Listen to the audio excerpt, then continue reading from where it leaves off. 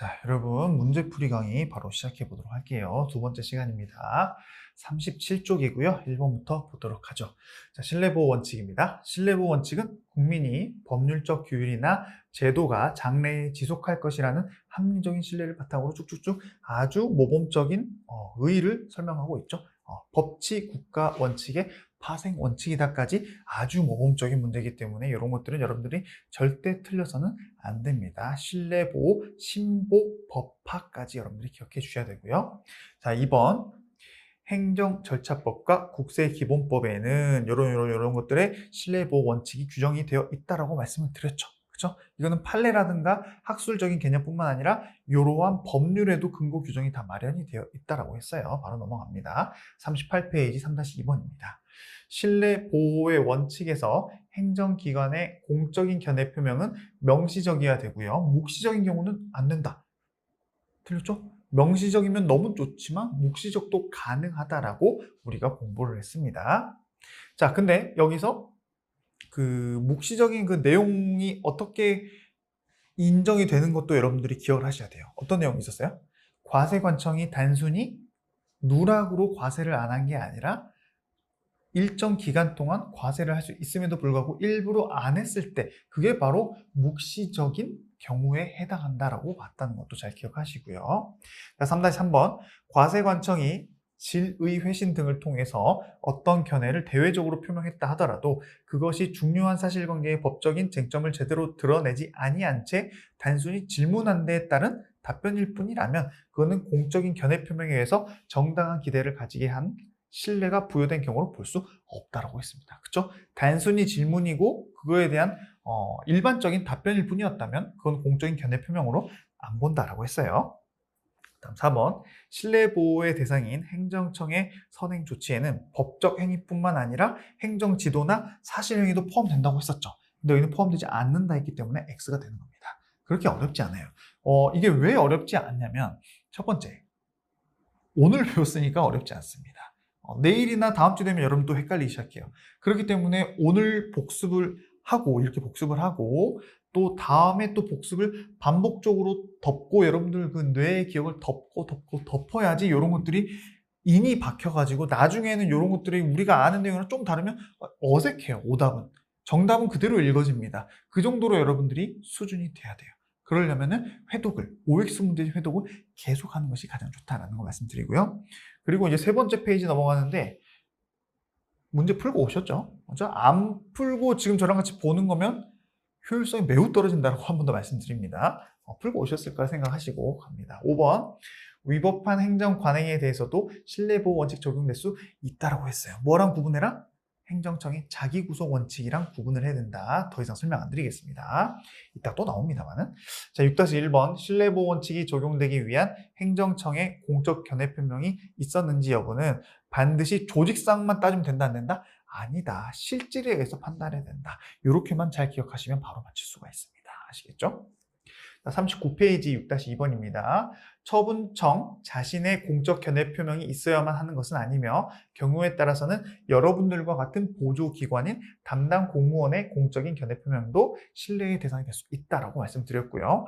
납세자에게 신뢰의 대상이 되는 공적인 견해 표명이 되었다는 사실은 과세 처분의 적법성에 대한 증명 책임이 있는 과세관청이 주장 입증해야 된다. 아까 우리 그 공적인 견해 표명은 누가 소송에 가서 주장하고 입증해야 된다 했어요? 민원인이 해야 된다고 했죠. 왜냐? 민원인이 그 공적인 견해 표명을 믿었고 그에 따라서 신뢰보호 원칙을 주장해야 되기 때문에 민원인이 주장하고 입증해야 된다고 했습니다. 다음 7번 도시계획 구역 내에 생산 녹지로 아까 답은 밭이라고 했죠. 바로 나와야죠. 밭 나오고 거기에 종교 시설 건축한다고 하면서 토지거래 허가를 받으면서 또 뭐까지 물어봤어요? 형질변경까지 물어봤는데 나중에 형질변경 안 해준다. 그러면 신뢰보호 원칙에 위반된다 했죠? 왜냐? 공적인 견해 표명에 반하기 때문에. 그렇기 때문에 그 내용이 여기 나와 있습니다. 오늘 배웠기 때문에 정말 쉽게 넘어갈 수 있는 거고 키워드, 그죠? 생산 녹지, 답, 종교회관, 그리고 토지 형질 변경 이런 거 기억해 놓으면 바로바로 이제 OX가 나와야 되는 겁니다. 아시겠죠?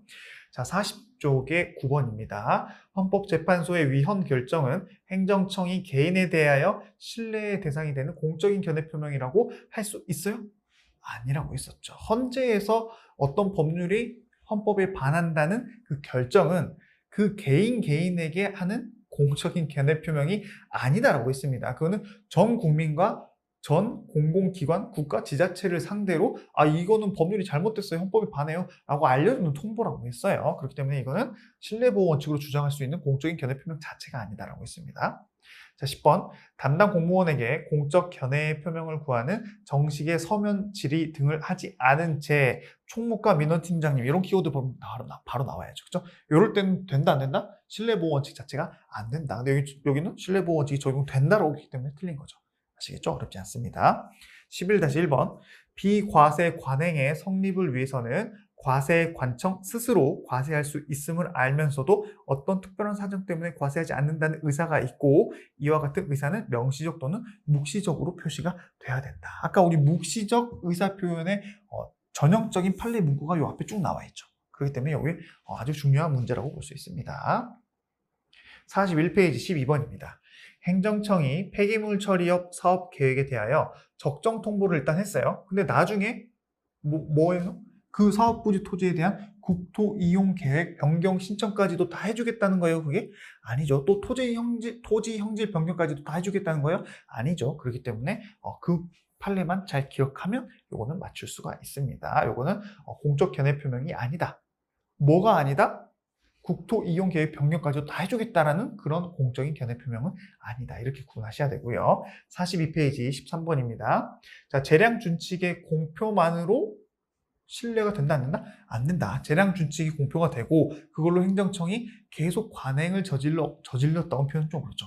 관행이 성립되어야지만이 그걸로 신뢰보호 원칙에 주장이 가능하다라고 했어요. 그게 바로 선례가 반드시 필요하다라고 아까 우리 같이 봤던 내용들이 여기 나와 있는 것이죠. 자, 그 다음 14번입니다. 개발이익 환수에 관한 법률에서 정한 개발사업을 시행하기 전에 행정청이 민원 예비심사, 이것도 포인트죠. 그랬더니 뭐라고 했어요? 저촉사항 없음, 이게 포인트죠. 저촉사항 없음 말 그대로 저촉사항이 없다는 거지 내가 무조건 해주겠다는 건 아니다? 그건 아니다라고 해서 공적인 견해 표명이 아니다라고 했습니다. 그렇기 때문에 틀린 거고요. 43쪽에 20번입니다. 주무부처인 중앙행정기관이 입법 예고 포인트 나왔네요. 입법 예고하는 것 자체만으로 신뢰보호 대상 된다 안 된다? 안 된다라고 했었죠. 근데 여기서는 어떠한 신뢰를 부여한 것으로 볼 수 있다라고 했기 때문에 틀린 겁니다. 아시겠죠? 입법 예고만 했다가 입법이 안 된 경우가 허다하다라고 했습니다, 여러분. 44페이지 21-1번입니다.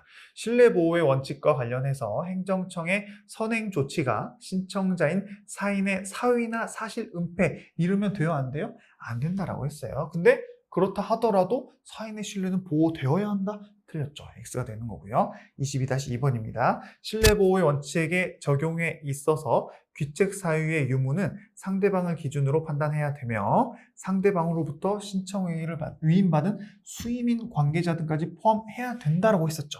그래서 우리 아까 건축사 기억나시죠? 근데 이건 안 된다기 때문에 X가 되는 겁니다. 아시겠죠? 바로 넘어갑니다.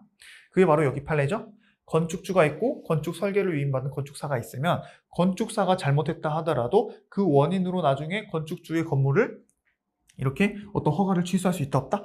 있다. 그랬을 때 그 건축주가 이거 신뢰보호원칙 주장된다 안 된다? 안 된다. 그런 내용이 여기 나와 있는 겁니다. 24-1번입니다. 신뢰보호로 인하여 공익 또는 제3자의 정당의 이익을 현저히 해할 우려가 있을 때는 그 신뢰는 보호할 수 있다 없다? 없다. 비교 형량해가지고 공익이 더 커버리면은 보호된다 안 된다? 안 된다라고 했어요. 그 내용이 여기 있고요. 자, 26번 46쪽입니다. 행정청의 확약 또는 공적 견해 표명 이후에 사실적 법률적 상태가 변경됐대요. 이걸 뭐라고 해요? 네 글자로? 사정 변경. 그럴 때는 신뢰보호 원칙도 안 지켜도 되고 또 공적인 의사표명은 자연스럽게 실효된다라고 했습니다. 별다른 의사표시를 기다리지 않고 실효된다. 그쵸? 전형적인 판례 문구 문제였고요. 자, 국가가 공무원이면 결격 사유가 있는 자에 대해서 결격 사유가 있는 것을 당신은 알지 못하고 공무원으로 임용을 했는데 계속 근무를 하다가 자, 이거 자체가 결격 사유가 있으면 그 임용 자체가 무효라고 했었죠. 그렇기 때문에 나중이 되더라도 이 사람은 퇴직을 할 수밖에 없게 된다라고 말씀드렸죠. 그 내용이 나와 있습니다. 그리고 퇴직 처분을 받았을 때 그 사람이 주장할 수 있다? 뭐를? 실내보호 원칙 주장한다, 된다, 안 된다? 안 된다라는 내용이 여기 나와 있는 겁니다. 사실 이런 것들은 지문이 좀 길어서 그렇지 여러분들이 쭉 읽어보면 우리가 다 알고 있는 판례들이기 때문에 차분하게 읽어보면 결론이 딱딱 떠올라야 돼요. 아시겠죠? 자, 48페이지 34번입니다. 교통사고가 일어난 지 1년 10개월. 자, 시험에서도 이 1년 10개월은 바꿀 수가 없습니다. 왜냐하면 판례가 실제 1년 10개월 가지고 판례를 냈으니까요. 1년 10개월 판례 뭐가 있었어요? 택시 운송 사업이 나왔었죠. 근데 나중에 1년 10개월 뒤에 운송 사업 면허를 취소했다 하더라도 그 택시 운송 사업자는 당연히 택시 운송 사업자로서 언젠가는 이 사고를 냈기 때문에 자신의 운송 사업 면허가 취소될 걸 예측을 했다고 봐야 되기 때문에 실내보호 원칙 주장하면 된다, 안 된다? 안 된다. 그 내용이 여기 나와 있는 거죠. 아시겠죠? 자, 49페이지 부당결부 금지 원칙입니다. 1번 부당결부 금지 원칙은 행정작용함에 있어서 그와 실제적 관련이 없는, 이건 뭐 너무 당연한 거니까 그냥 읽을 필요도 없을 것 같고요. 자, 두 번째 마찬가지입니다. 지자체가 사업자에게 주택사업계획 승인을 하면서 그 주택사업과 아무 관련이 없는, 이게 포인트죠. 그럼 돼요, 안 돼요? 안 된다. 왜 안 된다? 부당결부 금지 원칙에 위반돼서 위법하게 된다라는 게 2번이었습니다. 3번 고속국도관리청 나오네요. 뭐가 나오겠어요? 송유관이 나오겠죠. 그 판례죠. 그러면 실제로 송유관을 이송할 때 그 민원인에게 네가 이설 비용 내라 해도 돼요, 안 돼요? 된다라고 했어요. 왜냐? 송유관은 그 본인이 송유관 통해서 돈을 벌기 때문에. 근데 여기서 실질적 관련성이 없는 의무를 부과하는 것으로서 부당결부 금지 원칙에 위반된다라고 했기 때문에 X가 되는 겁니다. 아시겠죠? 바로바로 넘어가고요. 자, 50페이지 위에는 아마 49쪽일 거예요. 자, 한 사람이 여러 종류의 자동차 운전면허를 취득하는 경우뿐만 아니라 이를 취소 또는 정지함에 있어서도 서로 별개로 보는 것이 원칙이죠. 그죠? 취득할 때도 일정 보통 취득하면 일종 보통만 주지, 일종 보통을 취득했는데 일종 대형을 주진 않습니다. 근데 취소할 때도 물론 원칙상으로는 다 따로따로 보는 게 원칙이다. 그게 일단 원칙이에요. 하지만 행정청이 여러 종류의 자동차 면허를 취소하는 경우에 취소 사유가 특정 면허에 관한 것이 아니고, 특정 면허는 뭐가 있었어요? 이종 소용이 있었죠. 그게 아니고 다른 면허와 공통된 것이거나 운전면허를 받은 그 사람과 관련됐을 때에는 싹 다 취소할 수 있다. 부당결부 금칙에 반하지 않는다. 그게 바로 여기 나와 있는 겁니다. 실제 얘들이 이거죠. 일종 보통면허로 운전할 수 있는 차량을 음주운전했다. 그럼 당연히 그 사람이 가지고 있는 일종 대형이랑 원동기 같이 다 취소할 수 있어요. 그렇기 때문에 X가 되는 거고요. 자, 대법원은 승합차를 혈중 알코올 농도 0.1 이상의 음주 상태로 운전한 사람에 대해서 일종 보통뿐만 아니라 일종 대형까지도 다 취소를 할 수 있게 했죠. 근데 여기는 그렇게 했을 때 부당결부 금지 원칙을 위반한 것으로 봤다 했기 때문에 이것도 X가 되는 겁니다. 이게 O냐 X냐를 좀 이렇게 쭉쭉 읽다 보면 헷갈릴 수가 있는데 결론을 반드시 잘 파악하고 정답을 골라내셔야 됩니다. 아시겠죠? 자, 이제 51쪽 자기구속의 원칙으로 넘어왔고요. 자, 자기구속의 원칙의 의의가 바로 이겁니다. 평등의 원칙이나 신뢰보호의 원칙에 따라서 이것도 하나의 포인트라고 말씀을 드렸습니다. 3-2번 행정의 자기구속의 원칙이 인정되는 경우에는 행정관행과 다른 처분을 특별한 사정이 없으면 하면 안 되죠. 그걸 어기게 되면 위법하게 되는 거죠. 너무 쉬운 문제들이었고요. 자, 반복적으로 행해진 행정처분이 위법한 것일 때 나왔죠. 아까 우리 신뢰보호 원칙이랑 비교해야 될 포인트가 이거라고 했습니다. 위법한 관행의 자기구속 원칙은 인정이 된다, 안 된다? 안 된다. 그래서 자기구속 원칙이 구속되지 않기 때문에 이제라도 합법적인 처분으로 바꿔야 된다라는 결론이 바로 여기 나와 있습니다. 다음 과소보호 금지 원칙. 아까 제가 말씀드렸는지 그 위에 판례 문구 요것만 기억하라고 했었죠? 요것만 여러분들이 기억하고 맞추시면 됩니다. 다음 53쪽의 행정법 관계입니다. 1번 공유재산의 관리청이 행하는 행정재산의 사용 수익. 그쵸? 아까 우리 대부, 단순히 빌려준 대부 같은 경우는 사법이지만 사용 수익에 대한 허가, 공법이라고 했고요. 국유재산의 관리청이 행정재산의 사용 수익을 허가한 다음 그 사용 수익하는 자에 대해서는 사용료 부과하는 것. 이것도 다 뭐라 했어요? 공법이라고 했어요. 근데 여기서는 사용 수익을 허가한 다음 그 사용 수익 하는 자에 대해서 사용료 부과는 사경제 주체로서 하는 사법상 이행 청구다. 이거 틀린 거죠. 아시겠죠? 사용 수익에 들어가면 일단 그 수익 자체에서 하나의 허가라는 개념이 들어가기 때문에 공법 관계로 보는 게 맞습니다. 3-3번 국립의료원 부설 주차장 나오면 무조건 공법 관계라고 했습니다. 이거는 이제 더 이상 설명드릴 필요가 없을 정도가 되어야겠죠. 자, 54조 3-5번입니다. 행정재산의 사용 수익 허가의 처분의 성질에 비추어 국민에게는 행정재산의 사용 수익 허가를 신청할 법규상 또는 조리상의 권리가 있다고 할 것이므로 공유재산의 관리청이 행정재산의 사용 수익에 대한 허가 신청을 거부할 때는 역시 행정처분에 해당해서 취소소송, 행정소송으로 가야 되죠. 즉 이거는 공법관계라는 의미예요. 자, 3-6번 국유재산법상의 국유재산 무단사용 변상금 부과처분. 자, 변상금 부과처분 자체도 하나의 그 공적인 의무수단이기 때문에 이건 사법관계로 볼 수가 없습니다. 당연히 공법관계로 가는 거고요. 다음 4-1번 일반 재산의 대부 계약은 지방자치단체가 상대방과 대등한 지위에서 행하는 공법상 계약이기 때문에 이를 다투는 소송은 당사자 소송이다. 자, 대부 계약 같은 경우 아까 빌려주는 거라 했죠. 요거는 사법이라 했습니다. 그렇기 때문에 요것은 당사자 소송인 행정으로 갈 게 아니에요. 자, 4-2번 국유 일반 재산에 대한 대부료의 납부 고지는 공법관계다. 틀렸죠? 이거 사법입니다. 이거 X입니다. X 여러분. 이거 O가 아닙니다. 교과서에도 아마 O로 돼 있을 것 같은데 제가 이거 여러분들 그 정오표를 통해 수정해 드리도록 하겠습니다. 자, 우리 대부 이거랑 마찬가지예요. 대부 계약과 대부에 따른 그 사용료를 부과한다거나 또 납부 고지 자체는 사법관계입니다. 하지만 그 납부하라고 했는데 안 내가지고 징수하는 거는 공법관계라고 말씀드렸어요. 이건 제가 좀 수정하도록 하겠습니다, 여러분. 다음 55쪽입니다. 6-1번 국가를 당사자로 하는 계약에 관한 법률상 국가가 당사자가 되는 공공계약은 국가가 사경제의 주체이므로 자, 아까 우리 국가를 당사자로 하는 계약 나왔다. 그랬을 때 그 뒤에를 뭐라고 했죠? 쭉쭉쭉 갔을 때 특별히 뭐 입찰 참가 자격 제한을 한다거나 이럴 때는 공법관계지만 뭐 응찰을 하고 입찰을 하고 뭐 보증금 반환하고 이런 것들은 다 사법관계라고 했고 여기는 뭐 그런 내용 자체도 없습니다. 그냥 사법의 원리가 그대로 적용된다 뭐 그런 내용이기 때문에 그냥 바로 넘어가도록 하고요. 자, 여기서 국가를 당사자로 하는 계약에 따른 법률에 따라서 국가가 당사자가 되는 이른바 공공계약에 관한 법적 분쟁은 원칙적으로 행정법원이 아니라 사법이기 때문에 민사법원이 관할이 되는 거죠. 다음 6-3번 역시나 같은 법에 따른 입찰 절차 나왔네요. 당연히 사법이기 때문에 처분에 해당한다 안 한다? 하지 않는다. X가 되는 거고요. 역시나 마찬가지 법률에 따라서 입찰 보증금을 반환하는 거. 그쵸? 국가 귀속 조치 및 그 조치의 취소, 즉 내가 돈을 다시 돌려받고자 할 때도 민사로 가야겠죠. 다 사법 관계니까. 여기 당사자 소송, 행정 소송이라 했기 때문에 틀린 거고요. 역시나 같은 법률에 따른 부정당 업자에 대한 입찰 참가 자격 정지, 요것만 처분에 해당해서 공법 관계 취소 소송으로 간다라고 말씀드렸습니다. 그렇죠? 이런 것들이 이제 실질적으로 사지선다의 순서대로 나온다거나 이렇게 골라내시면 됩니다. 아시겠죠? 다음 56쪽입니다. 구예산회계법에 따라 체결되는 계약에 있어서 입찰 보증금의 국고기속 조치 나왔네요. 무조건 민사로 갑니다. 라고 했었어요.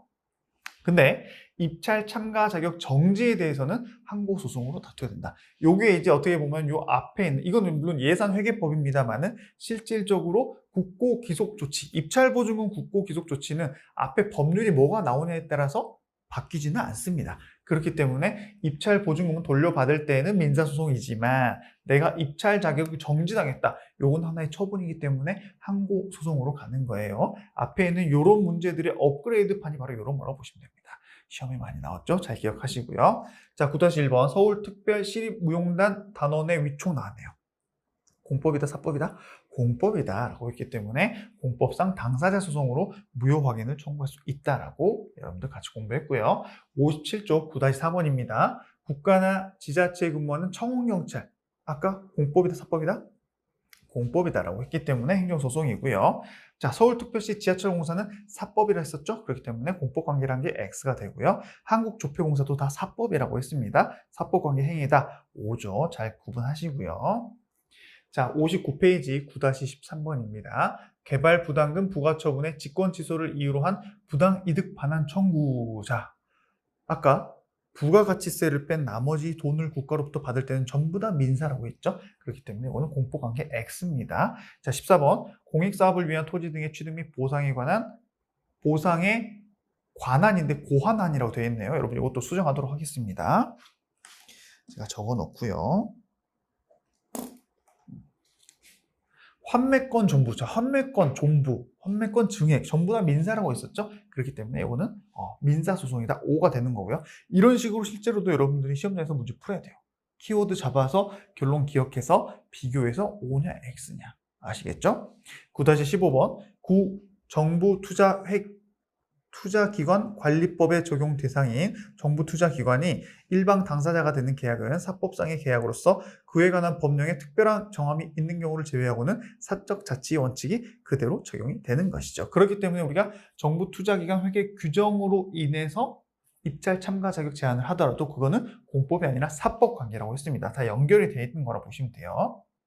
다음 60쪽의 행정법 관계의 당사자입니다. 4-1번 민영교도소 등의 설치 운영에 관한 법률상의 민영교도소는 행정보조인이나 이것도 들렸죠? 아까 뭐라 했어요? 민영교도소장? 공무수탁사인이라고 했었습니다. 자, 이게 바로 X가 되고요. 나머지는 맞죠? 다음 4-2번 공무수탁사인은 행정임무를 자기 책임하에 수행함이 없이 단순한 기술적 집행만을 행하는 사인인 행정보조인이랑 구별이 된다라고 해서 당연히 맞는 거고요. 4-3번 소득세법에 의한 원천징수 의무자가 나왔네요. 이 원천징수 의무자 우리 회사 사장님들은 뭐라고 했어요? 공의무부담 사인이라고 했었죠. 그렇기 때문에 공무수탁 사인이 아닙니다. 그렇기 때문에 행정처분에 해당하지 않는다고 보는 것이 판례의 입장이다. 이 내용 그냥 여러분들이 쭉 읽어보시면 다 이해가 되는 내용이에요. 다음 61페이지 8번입니다. 공무수탁사인은 수탁받은 공무를 수행하는 범위 내에서 행정주체이고 공무수탁사인이 행한 처분에 대하여 항고소송을 제기하는 경우에는 피고를 누구로 해야 된다? 공무수탁사인으로 해야 된다라고 여러 번 말씀드렸습니다. 다음 9번 지자체는 행정주체이지 행정권의 발동에 상대방이 행정객체가 될 수 없다고 했죠. 근데 지자체는 국가 입장에서 행정객체가 될 수 있다 했고 다른 지자체 입장에서도 행정객체가 될 수 있다라고 했어요. 그렇기 때문에 이거 틀리게 되는 겁니다. 자, 다음 행정법 관계의 내용 공권과 공의무로 가죠. 개인적 공권은 강행적인 행정법규에서 행정청을 기속함으로써 비로소 성립하는 것일 뿐 개인의 사익보호성은 성립 요건이 아니다. 개인의 사익보호성이 있어야지만이 개인적 공권의 근거 규정으로 삼을 수 있다라고 했기 때문에 X입니다.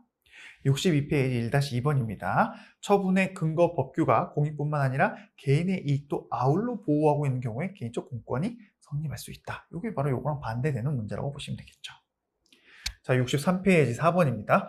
환경정책기본법 제6조의 규정 등에 비추어 국민에게 구체적인 권리를 부여한 것으로 볼 수 없더라도, 그쵸? 근데 환경영향평가 대상 지역 밖에 거주한다.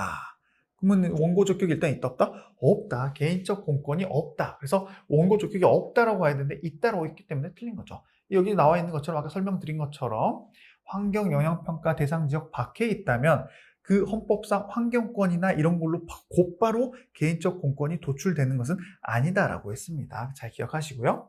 자, 5-1번 개인적 공권은 명확한 법규의 존재를 전제로 하는 것이므로 성문법에 근거하지 않으면 성립할 수 없다. 틀렸죠? 개인적 공권은 조리나 관습법 등 불문법이나 행정행위 그리고 공법상 계약에 의해서도 그 권리가 근거가 될 수 있다라고 했어요. 그렇기 때문에 이렇게 두 개 바로 넘어가고요. 64페이지 8-1번입니다. 개인적 공권이 성립하려면 공법상 강행법규가 국가 기타 행정 주체에게 행위 의무를 부과해야 되죠. 과거에는 그 의무가 기속에서만 인정이 됐지만 오늘은 재량행위로 점점 확대되고 있다는 내용이 들어있고요. 처분의 근거 법규가 재량 규정으로 있는 경우에는 공권이 성립될 수 없다. 아예 틀렸죠? 기속 같은 경우는 원래 그대로 하기 때문에 문제가 안 되고 재량일 경우에만 개인적 공권이 문제가 될 수 있다라고 제가 설명을 드렸었습니다. 그게 바로 8-2번 문제였고요. 자, 9번. 다수의 검사 임용 신청자 중, 자, 검사 임용 나왔네요. 그럼 결론이 뭔지 나와야겠죠? 자, 임용 여부에 응답을 할 것인지는 임용권자의 편의 재량이다. 그럼 마음대로 해도 됩니까? 안 되죠. 그렇기 때문에 아까 우리 조리상 임용권자는 임용 신청자들에게 그 전형의 결과인 임용 여부에 응답을 해줄 의무도 있고 또 이게 재량이기 때문에 하자가 없는 무하자 재량을 행사를 해줘야 되고 그거를 요구할 수 있는 권리도 있다라고 했습니다. 편의 재량은 그 반대라고 보시면 돼요. 아시겠죠? 판례 문구가 이대로 나와 있습니다. 잘 보시고요. 자, 65쪽에 12번입니다. 주거 지역 내에서 법령상의 제한 면적을 초과하는 연탄 공장 나왔네요. 이거는 내가 특정한 처분 자체를 요구할 수 있는 권리라고 했었죠. 그래서 이러한 연탄 공장의 건축 허가 처분으로 불이익을 받고 있는 인근 주민은 당해 처분의 취소를 구할 법률상 자격을 인정해주고 있었죠. 근데 여기서 없다 했기 때문에 틀리게 되는 거죠. 자, 66조 구산림법에 의해 형질 변경 허가를 받지 않고 산림을 마음대로 변경한 사람이 만약에 죽었다면, 돌아가셨다면 해당 토지의 소유권을 승계한 상속인이 그 의무를 이행할 수 있죠. 그죠? 이거는 그 사람만 할 수 있는 건 아니다라고 했어요. 그렇기 때문에 행정청은 그 상속인에 대해서 복구 명령을 할 수 있다라는 게 결론으로 가야 되는 거죠. 그래서 이게 X가 되고 오늘 강의를 마무리하면 될 것 같습니다. 자, OX 문제는 이렇게 빨리빨리 넘어가고 여러분들이 복습하실 때에는 제가 다루지 않는 문제들도 반드시 다 풀어보시면서 혹시 해설로 이해가 되지 않으면 우리 카페에 문의글을 반드시 남겨주시기 바랍니다. 아시겠죠? 복습 절대 빼먹지 마시고 제일 중요한 것보다 혼자 반드시 문제를 풀고 나서 해설을 보거나 강의를 들어라 라고 여러 번 말씀드렸습니다.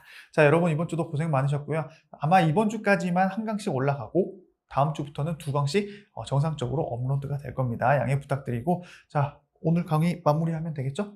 자, 여러분 고생 많으셨습니다. 저는 오늘도 내일도 더욱더 좋은 강의, 쉬운 강의를 위해서 최선을 다하겠습니다. 여러분 감사합니다.